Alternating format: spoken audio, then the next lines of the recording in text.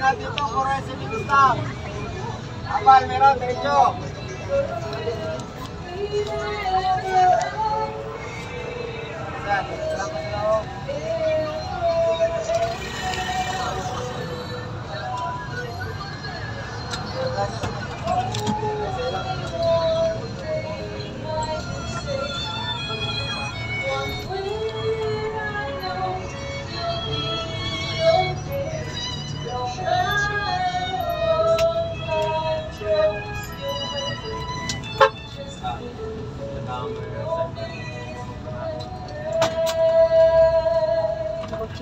Sir, malalapit lang yan, sir. Ito na pag si Jeremiah.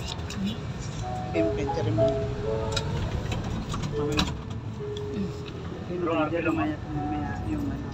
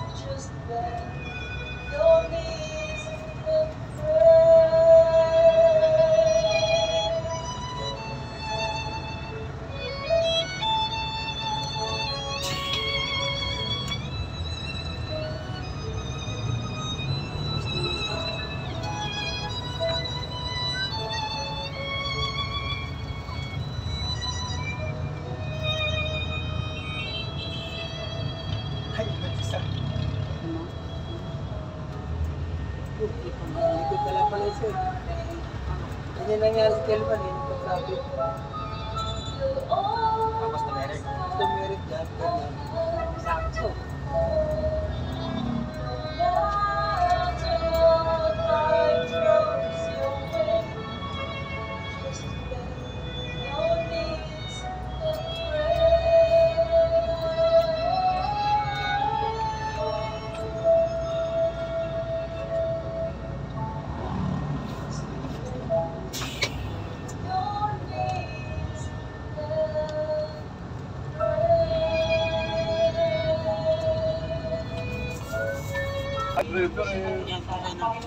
Okay na?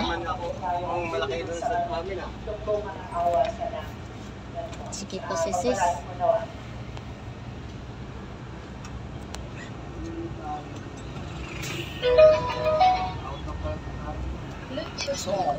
Abal po ng nitang. Maganda. Magandang hapon ulit. Kaibigan, kasama namin sa ito. Mensahe ng nais kong gano'n sa inyo ay ay pinagalitan siya. The day ating araw ay magandang Pupunta ako doon. Diba natatayo na lang ako. Ayusin ko siya. ay nagkaroon ng stage pagkatapos sa bayang Israel. At naman ngayon, ginagawa ng strategy para malaban ay tuloy ng food supply na nagagaling sa labas ng bansa para magkaroon ng famine, taglong, starvation, and death. Yan wala. Considering of Elisha, the Syria lay siege in Samaria. So, ang ginawa nila ay nagkaroon ng supply at nagkaroon ng taglong sa buong bayan ng Israel. At naglalakad ng pagkain. Ganun kasi walang line, mataas ang presyo. So, when yung apat na ketoken, the four lepers in the city or outside the city, then mga sila pwede magpagsilamuha sa mga tao, ay nangalipid silang magulo. So, ang ginawa nila, what shall we do? We stay here, will probably die of starvation. Every time ay lumabas doon at hindi ng pagkain sa ating kapwa, yung bata, Israel, ay nakapagpatay tayo kasi bawal na yung mga kaiteno na magdadagala-gala sa so, sabi niya,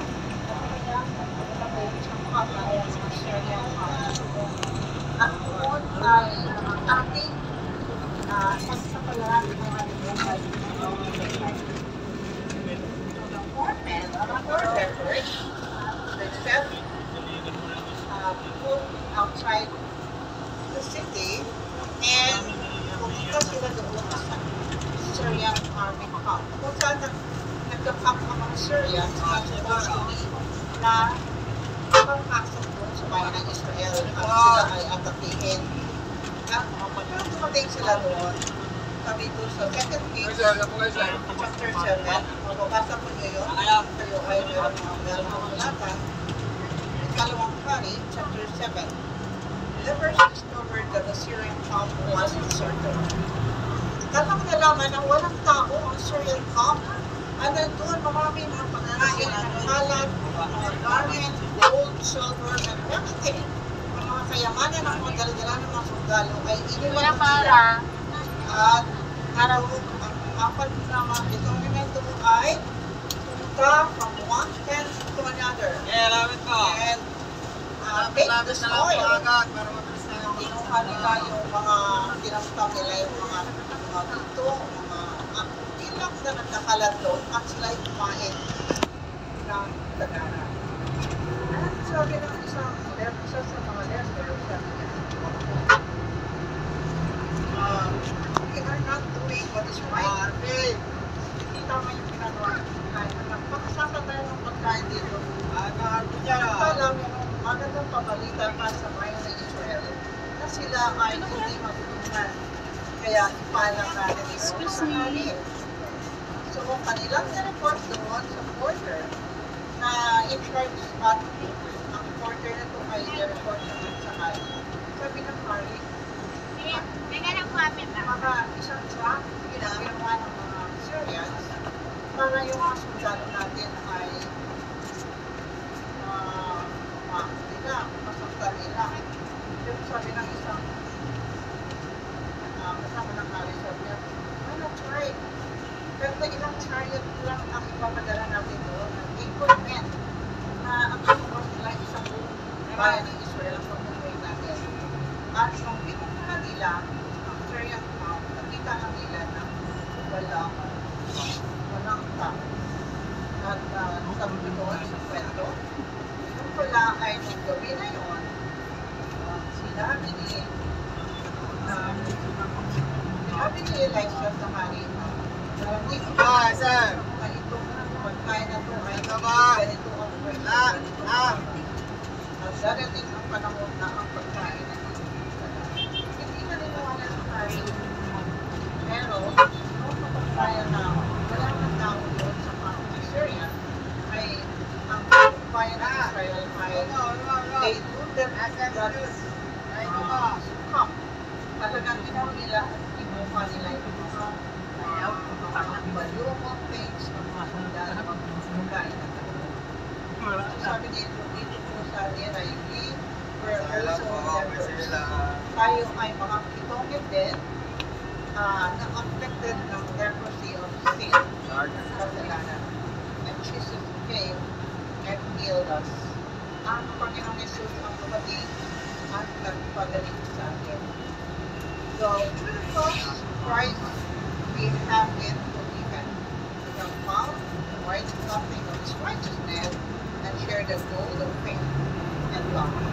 So, ang ating Panginoon ay ibigay na ang kanyang buhay para sa iyo at para sa atin. Ang ating mabasa sa John 3:16, For God so loved the world. Yeah, Alfred. He gave his only begotten Son, that whoever believes in him should not perish, but have everlasting life. So ang buhay na walang hanggan ay inilaan ng Panginoon sa kanyang mga anak na nagpapalit sa kanya. The day of good news is sa panahon na yun, at sa panahon na dumating ang kasaganahan sa kanila. Pero sa ating kapanahonan, the day of good news is now. The day of salvation is now. Ngayon ang araw ng kaligtasan ng kaibigan ko. At tayo ay malalapit na sa pagdating ng ating Panginoon. So, ang ating dalangin sa atin ay sana pagdating ng mapalang araw, kawalan ko, kaibigan ko ay magiging kasama natin ngayon doon sa langit sa bayan na pinagmahanda ng Diyos para sa mga lahat. So, ang ating talata makita ng 2 Kings 7:9, he said to one another, we're not doing this. What we're doing is not right. This day is a day of goodness, and we remain silent. If we wait until the morning light, some punishment will come to the house. So therefore, come, let us go and tell the king's household. Kaya kami mga kaibigan ay nandito para ibigay sa itong pabalita ng langit. At ang upat ay hindi natin alam. Kung ano man ang darating bukas, ito ay hawak ng Panginoon. Natin lalanganin only God cares for you. Ang Panginoon lamang ang nagpapal kung walang hanggan. Dahil ito ay magiging natin kapag tayo at takot. Challenge natin sa Panginoon, sana tanggapin ninyo ang Panginoon Jesus kayong personal na pagkaklas at pagdating ng kapalat na araw. Siya ang Panginoon ng ating sinasampahan siya magsasabi sa iyo. Barito kayo. Kayo ang aking mga alagad at kayo ay magmana ng kabinaan na isinagad. Thank you and may God bless us.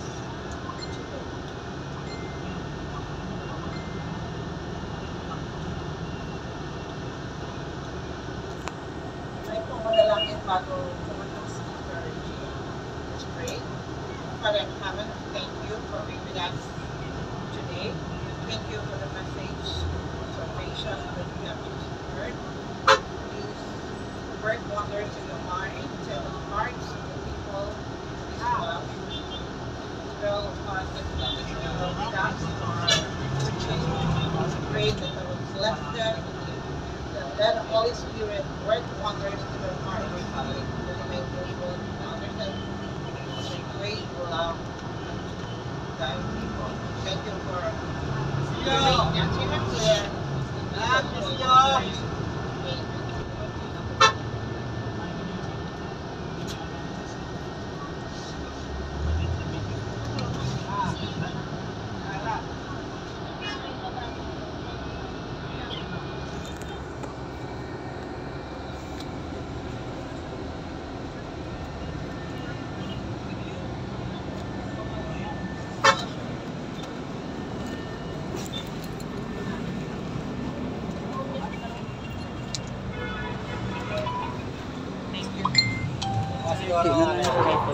card.